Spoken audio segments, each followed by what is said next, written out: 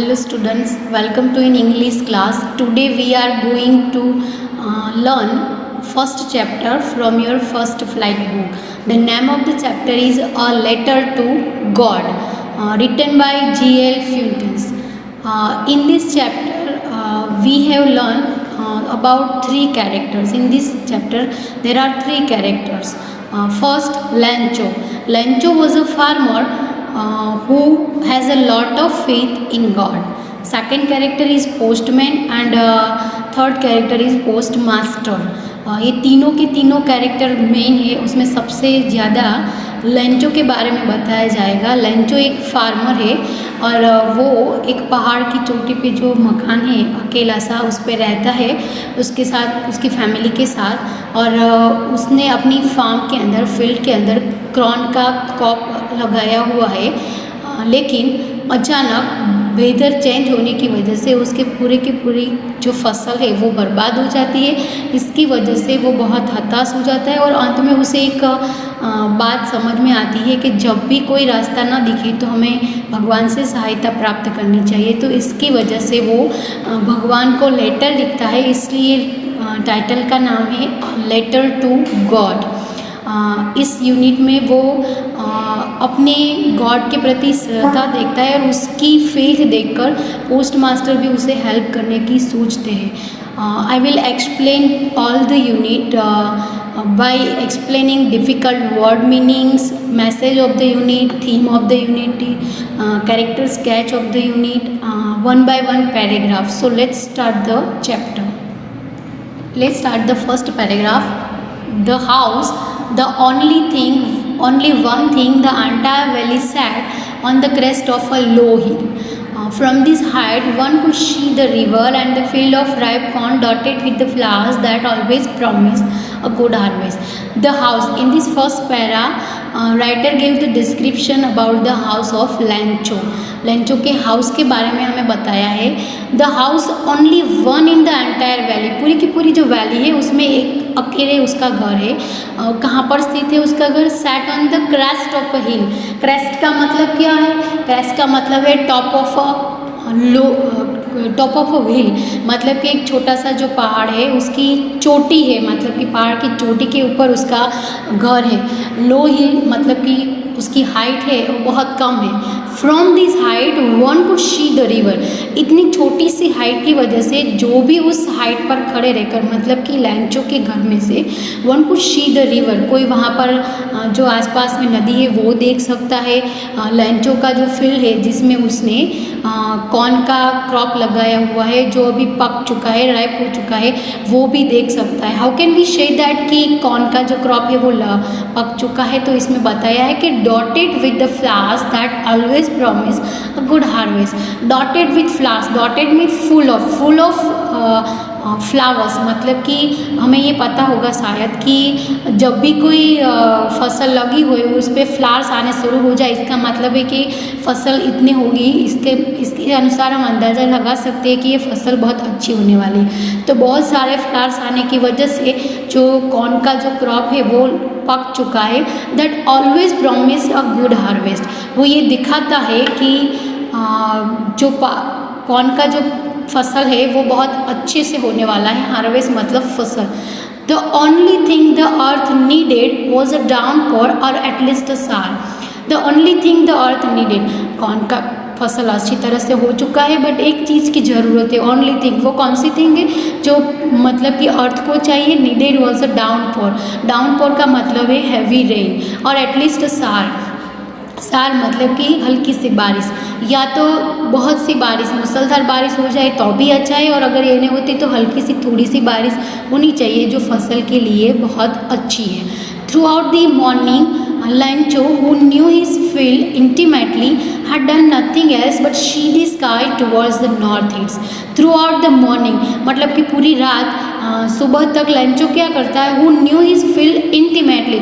Intimately मतलब कि very closely. Who knew his field very closely, had done nothing else मतलब कि पूरी रात वो क्या करता है और कुछ नहीं, but see the sky towards the northeast. पूरी रात वो आकाश की ओर देखता रहता है और वो भी किस दिशा में? तो नॉर्थ ईस्ट मतलब कि उत्तर पूर्व दिशा में देखता रहता है. बिकॉज जो जो भी नॉर्थ ईस्ट से जो हवा आती है वो अपने साथ बारिश लाती है, तो वो पूरी रात नॉर्थ ईस्ट में देखता रहता है. Now we are were really going to get some water. Woman, the woman who was preparing a supper, replied, yes, God willing. Now we are really going to get some water. Who said this sentence? This sentence is told by Lancho. Lancho ये sentence बोलता है, वो ये बोलता है कि we are really going to get some water. हमें अभी थोड़ा पानी मिलने वाला, मतलब कि बारिश होने वाली है. वो एक वुमन को एड्रेस करते बोलता है. आपको लगता है कि मैम ने कैरेक्टर में तो बताया नहीं कि वुमन कौन है, तो प्रॉबेबली उसकी वाइफ हो सकती है. तो लेंचो अपनी वाइफ से कहता है कि थोड़ी ही टाइम में अभी बारिश होने वाली है. The woman who was preparing supper, उसकी जो वाइफ है, what was she doing that time? She was preparing supper. Supper का मतलब है इवनिंग में, मतलब कि शाम का भोजन वो बना रही थी. तो उसने रिप्लाई दिया कि येस, अगर भगवान ने चाहा, गॉड विलिंग, भगवान ने चाहा तो अच्छी बारिश हो जाएगी. The older boys were working in the field while the smaller ones were playing near the house until the woman called to them all.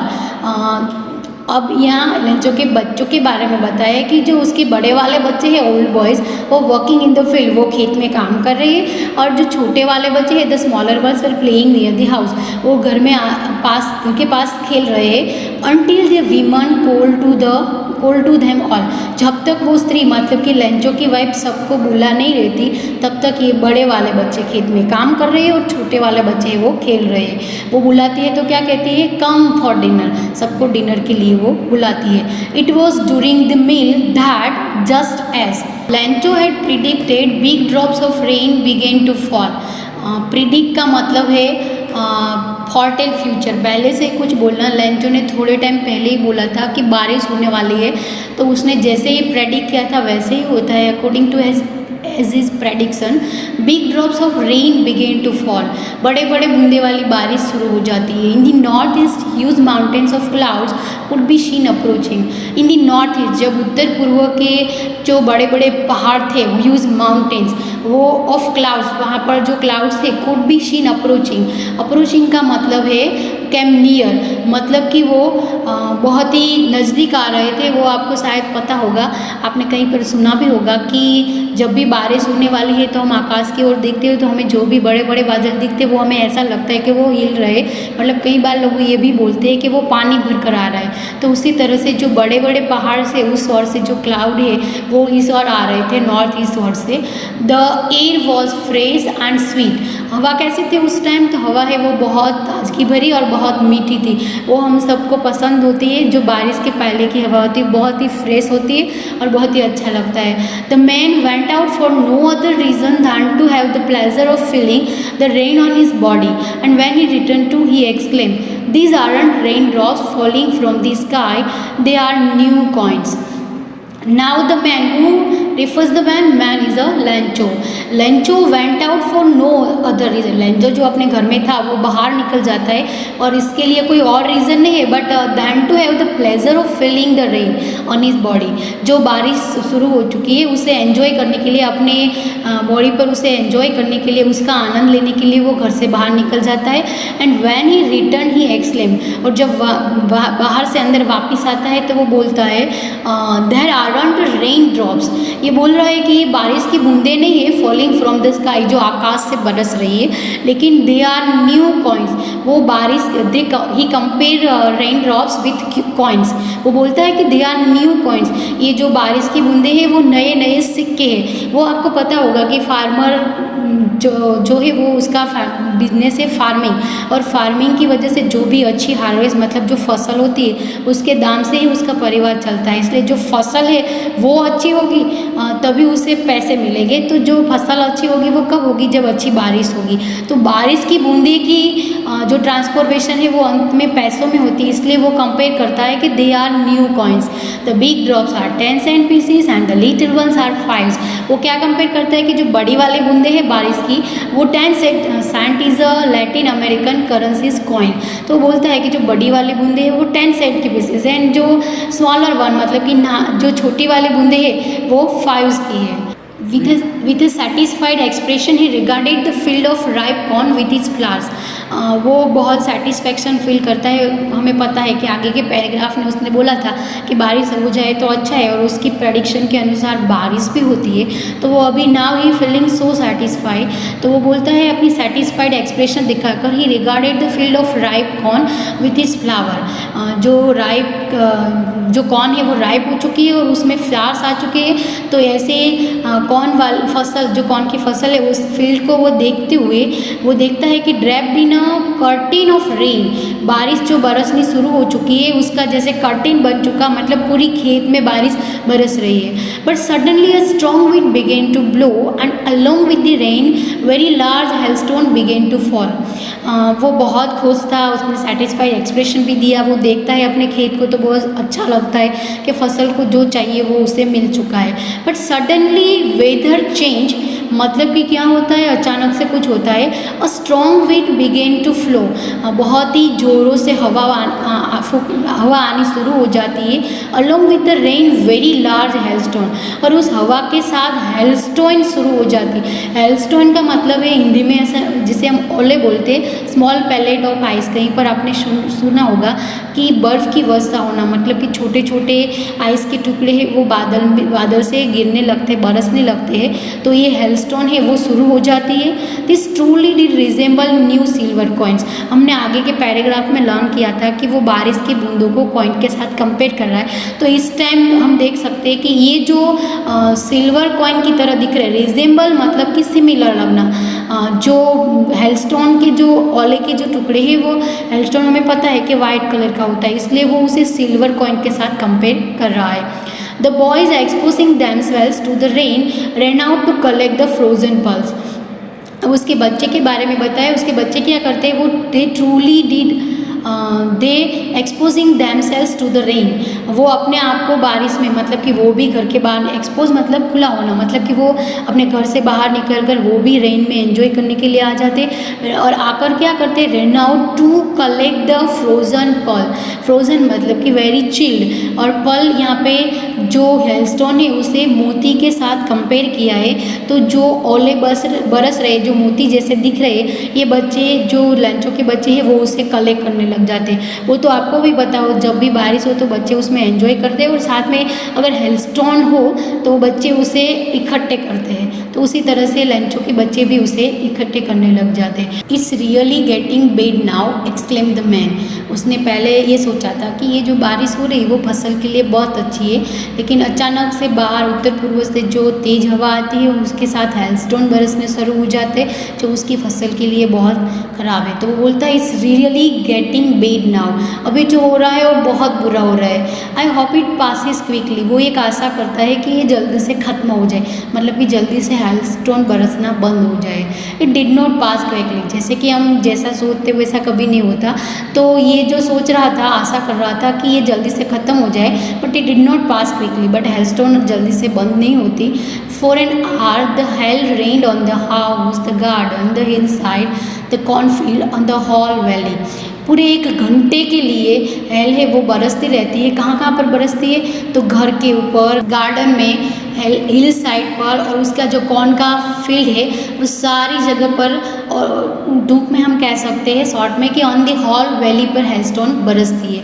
The field was white as it covered with salt, पूरा का पूरा जो field है because of hailstone white white दिख रहा है, ऐसा लग रहा है जैसे कि वो कवर्ड विथ सॉल्ट, जैसे उसके सॉल्ट के साथ कवर किया है। Not a leaf remained on the trees, the corn was totally destroyed, the flowers were gone from the plants.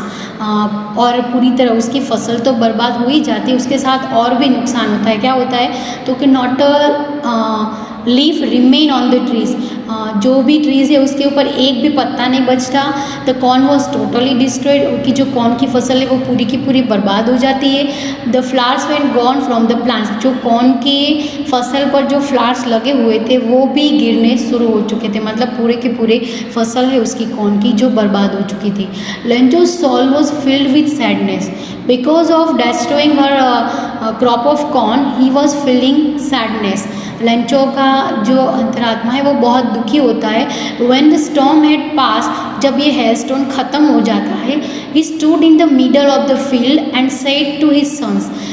जब वो सारा का सारा अपना फसल बर्बाद हुए देखता है और जब ये स्टॉर्म ख़त्म होता है तो वो अपने फील्ड में जाकर बिल्कुल मिडल में खड़े रहकर अपने बच्चों से कहता है, अ plague of locust would. Plague is a name of disease and locust is a name of insect which we can say that it look like a grasshopper। वो grasshopper जैसा दिखता है। और ये जो लॉकस्ट है इसे हम हिंदी में टिंडी बोलते हैं। आपने अभी भी सुना होगा कि गुजरात के बनासकांठा डिस्ट्रिक्ट की और से टिंडी है जो वो अभी उसने अटैक किया हुआ है। अभी तो सुरेंद्रनगर में भी कई सारे जो ब्लॉक है उसमें भी उसने अटैक किया है। तो ये जो टिंडी के आक्रमण से वो ये बोलता है अपने बच्चे को कि अ plague of locust would have left more than this.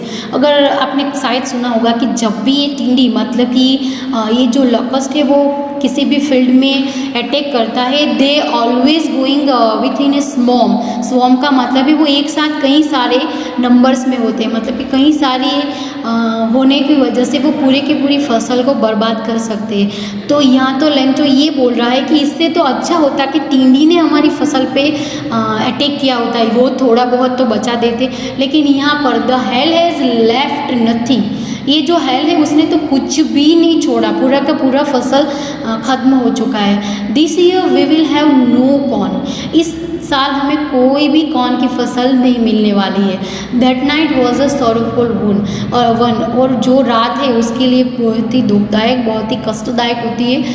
All our work for nothing, वो ये बोलता है कि पूरे साल हमने जो भी काम किया वो बिल्कुल काम का नहीं है, मतलब कि सब कुछ डिस्ट्रॉय हो चुका है। There is no one who can help us, और वो अपने आप को बहुत ही निसहाय फील करता है। वो ये बोलता है कि there is no one who can help us, ऐसा कोई भी नहीं है जो हमारी सहायता कर सके। We will all go hungry this year, इस पूरे साल में हम लोग भूखे रहेंगे, मतलब उसकी पूरी की पूरी कॉर्न की फसल बर्बाद हो चुकी है। और वी कैन सो दैट कि he was feeling so sadness, वो बहुत ही दुखी है, बहुत ही उदास है, क्योंकि वो ये सोचता है कि कोई ऐसा नहीं है जो हमारी सहायता कर पाए और साथ में हमारी सहायता ना कर पाए, इसलिए हम पूरे साल शायद भूखे भी रह सकते हैं।